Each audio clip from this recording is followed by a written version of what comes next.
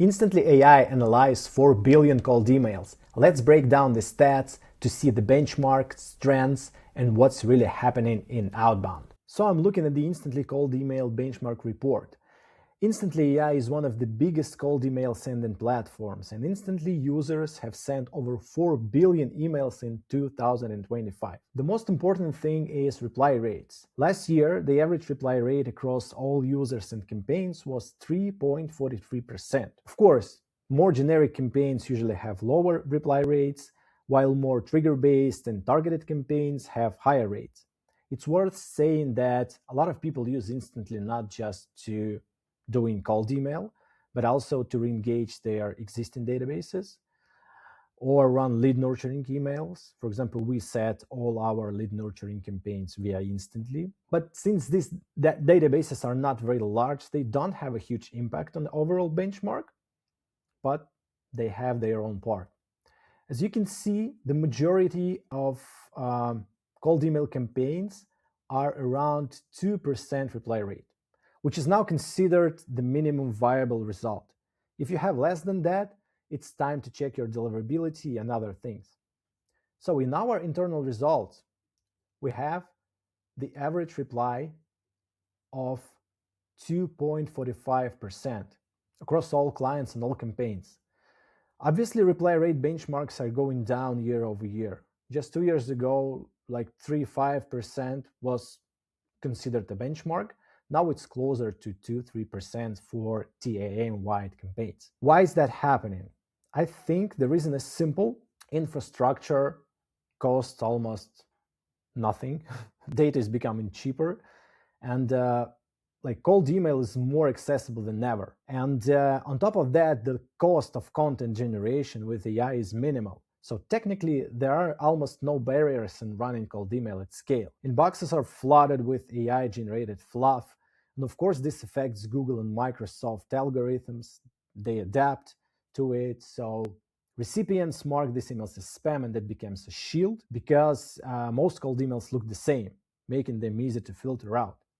Get the patterns, not just by settings, but also by content. So reply rates, I think, are not higher, mainly because a lot of these emails are never seen. They go straight to spam folder, get lost among similar emails, or get opened, but offer no real value and just get closed and deleted.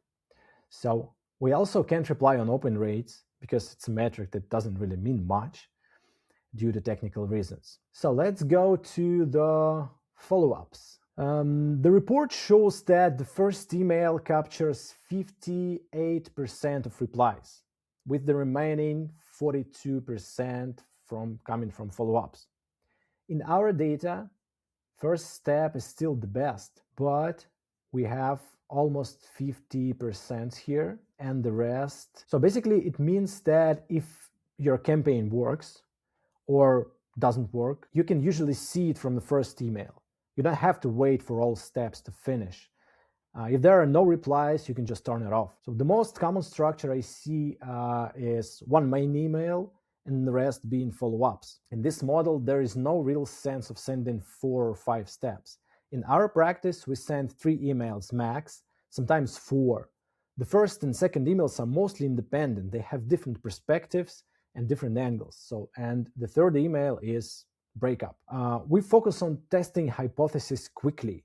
If something doesn't show results, we turn it off. So instantly, data shows that 93% of replies come from the first 3 steps. Considering that more follow-ups increase the risk of landing in spam, it makes sense to stop after the 3rd step, right? So it's 93%. If campaign performs well, we may add more step for contacts who haven't replied. Let's go to the best time to send cold emails. So no surprises here. Monday is usually a busy day, so most replies happen on Tuesday or Wednesday.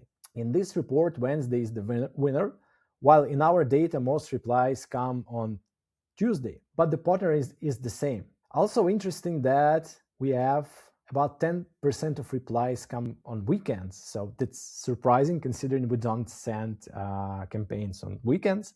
So most likely, people just see or reply to emails when they finally have time. So to summarize, reply rates are going down year over year, even though AI dominates the digital landscape and we have more tools than ever to save time, to impact business, and so on. But I think that sometimes supply exceeds demand, and many AI products, they solve small problems while creating bigger ones. And to cut through the noise, people start making unrealistic offers, doing large amounts of work for free, or giving guarantees without understanding the prospect's business. And clickbait has leaked into cold email, not just LinkedIn and YouTube, and this decreases trust. So even if your email is great, it still needs to be opened, and that's becoming harder and harder.